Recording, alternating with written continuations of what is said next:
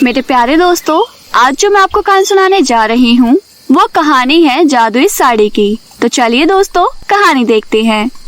रामगढ़ गांव में पायल नाम की एक लड़की रहती थी, जिसके पिता ने अभी कुछ समय पहले ही मालती के साथ दूसरा विवाह किया था। मालती पायल को बिल्कुल भी पसंद नहीं करती थी, उसके साथ अच्छा व्यवहार नहीं करती थी। यहाँ तक कि मालती पायल को कोई ढंग के कपड़े तक नहीं देती थी और उससे पूरे घर का काम भी करवाती थी। अब कुछ दिनों बाद पायल को देखने के लिए लड़के वाले उसके घर पर आने वाले थे। माँ, आज मुझे देखने के लिए लड़के वाले आने वाले हैं ना? मेरे पास तो कोई नए और अच्छे कपड़े भी नहीं है माँ। तो मैं क्या करूँ? मेरे पास इतने पैसे नहीं हैं कि मैं तुम्हें नए कपड़े दिला सकूं, समझी? तुम जाओ, जाकर अपना काम करो। तो माँ, मैं क्या पहनूंगी? पायल की बात को इग्नोर करते हुए मालती वहाँ से चली जाती है। कुछ समय बाद लड़के वाले घर पहुँच जाते हैं और पायल की ये हालत देखकर वो लोग उसे मना कर देते हैं। इन सब बातों से पायल बहुत परेशान होती है। परेशान होकर घर से बाहर चली जाती है और एक नदी के पास जा पहुँचती है। पायल देखती है कि नदी के किनारे एक मछली अपनी आखिरी सांसें ले रही होती है। वो रोते रोते ये देख रही होती है और अपने आप से बोलती है, मेरे होते हुए ये मछली नहीं मर सकती। मैं इस मछली को उठाकर नदी में छोड़ देती हूँ। फिर पायल उस मछली को उठाकर नदी में छोड़ देती है। फिर मछली की सांसें चलने लगती है। फिर मछली पायल से बोलती है, अरे, तुमने मेरी जान बचा ली। शुक्रिया, तुमने मेरी जान बचाई है। मैं तुम्हें एक तोहफा देती हूँ। तभी मछली वहाँ पर एक बड़ा सा बॉक्स रख देती है। अरे सुनो, इस बॉक्स में तुम्हें एक साड़ी मिलेगी। वो जादुई साड़ी है। तुम उस साड़ी से कोई भी उपहार मांग सकती हो। इतना बोलकर मछली पानी में चली जाती है। तभी पायल उस बॉक्स को खोलने लगती है और खुलने के साथ ही उसमें से एक सुंदर सी साड़ी हवा में उड़ने लगती है। तभी साड़ी पायल से बात करने लगती है।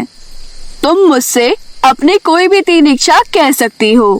पायल ये सब देखकर बहुत हैरान होती है। पायल अपनी पहली इच्छा बताती है और कहती है, मुझे एक सुंदर और बड़ा घर चाहिए। और मेरी दूसरी इच्छा है, मुझे आपसे बहुत सारा पैसा और धन चाहिए ताकि मैं अपने जैसे गरीब और बेसहारा बच्चों की मदद कर सकूं। और मैं अपनी तीसरी इच्छा आपसे वक्त आने पर मांग लूंगी, क्योंकि अभी मेरे पास आपसे मांगने के लिए कुछ भी नहीं है। मैं वक्त आने पर आपसे अपनी तीसरी इच्छा मांग लूंगी। पायल के इतना बोलते ही साड़ी वहाँ पर एक सुंदर सा घर और बहुत सारे पैसे प्रकट कर देती है। पायल उस घर में खुशी खुशी रहने लगती है और वो उन पैसों से गरीबों की रोज मदद करती है। इधर मालती ये सब देखकर बहुत हैरान हो जाती है और वो सोचती है, पूरे 2 दिन बीत गए हैं, लगता है पायल को मेरी कोई जरूरत नहीं है। अब तो मुझे देखना ही पड़ेगा कि इसके पास इतना धन दौलत और इतना बड़ा घर कहाँ से आया है। मालती अपने घर से निकलकर पायल के घर की ओर चली जाती है तो वो देखती है कि पायल के घर के बाहर कुछ लाइन लगी होती है और पायल उन सभी को धन बांट रही होती है। ये सब देखकर मालती खुद से ही कहती है, अरे ये क्या, पायल अगर अपना सारा धन इन गरीबों में बांट देगी तो उसका तो सारा धन खत्म हो जाएगा। इतना सोचने के बाद मालती सोच लेती है कि आज रात को ही जाकर वो उसका सारा धन चुरा लेगी।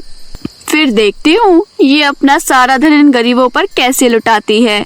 आज रात ही इसके घर की सफाई करती हूँ।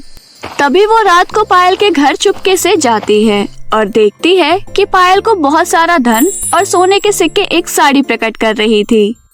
अच्छा, तो यहाँ से इसके पास इतना सारा धन दौलत आ रहा है क्योंकि ये एक जादुई साड़ी है। मैं एक काम करती हूँ, इसकी साड़ी ही चुरा लेती हूँ। फिर इसके पास धन कहाँ से आएगा और ये गरीबों की मदद कैसे करती है, मैं भी देखती हूँ। फिर तो मैं भी पायल से और ज्यादा अमीर हो जाऊंगी और खूब बड़े घर में रहूंगी। तभी मालती पायल के सोने का इंतजार करती है। पायल के सोते ही वो जादुई साड़ी चुरा कर अपने घर ले जाती है। घर ले जाकर जैसे ही वो साड़ी को बाहर निकालती है, साड़ी उसके सामने एक सुंदर से आकार में खड़ी हो जाती है। मुझे भी एक सुंदर और बड़ा घर चाहिए और पायल से भी ज्यादा धन दौलत चाहिए, मुझे जल्दी से दो। मालती के इतना बोलते ही साड़ी चुड़ैल के रूप में बदल जाती है और मालती को एक बिल्ली बना देती है। अगली सुबह होते ही पायल मालती के घर पहुंचती है और वो अपनी माँ को एक बिल्ली के रूप में पाकर बहुत परेशान होती है। पायल अपने दोनों हाथ जोड़कर उस साड़ी जो कि अब चुड़ैल बन चुकी थी उससे अपनी माँ को असली रूप में वापस लाने के लिए कहती है। अरे नहीं नहीं पायल, तुम्हारी माँ को तुम्हारे साथ बुरा करने की सजा मिली है। पर अब मैं आपसे कह रही हूँ ना, आप मेरी माँ को वापस उनके असली रूप में ला दीजिए प्लीज। नहीं, मैं ऐसा नहीं कर सकती। अरे आप शायद भूल रही हैं, मेरी एक इच्छा आपसे मांगनी बाकी रह गई है। उस दिन मैंने आपसे कहा था ना, अपनी एक इच्छा समय आने पर मांगूंगी, तो वो समय आ गया है। मेरी आपसे आखिरी और तीसरी इच्छा यही है कि आप मेरी माँ को उनके असली रूप में वापस ला दीजिए। ठीक है पायल, अगर तुम कह रही हो तो मैं तुम्हारी माँ को उनके असली रूप में वापस ला देती हूँ। फिर चुड़ैल अपने असली रूप साड़ी में आ जाती है और पायल की माँ मालती को भी उसके असली रूप में वापस ला देती है और कहती है, देखा, जिस बेटी को तूने अपनी सौतेली बेटी समझा और उसके साथ गलत व्यवहार किया, उस बेटी की वजह से आज तेरी जान बच गई। मैं आगे से अब ऐसा कभी नहीं करूँगी। मेरी बेटी, मुझे माफ कर दे। मालती अपनी बेटी पायल को गले से लगा लेती है। फिर उस दिन के बाद मालती और उसकी बेटी पायल खुशी खुशी रहने लगते हैं। तो मेरे प्यारे दोस्तों, इस कहानी से हमें ये सीख मिलती है कि हमें कभी भी किसी के साथ बुरा नहीं करना चाहिए। और हाँ दोस्तों, अगर आपको ये कहानी अच्छी लगी हो तो अपने दोस्तों के साथ जरूर शेयर कीजिए। दोस्तों, अगर आपने अभी तक हमारे मिंकी टीवी चैनल को सब्सक्राइब नहीं किया है तो नीचे दिए हुए लाल बटन को दबाकर अभी सब्सक्राइब कर लें। और हाँ दोस्तों, बेल आइकन को दबाना ना भूलें।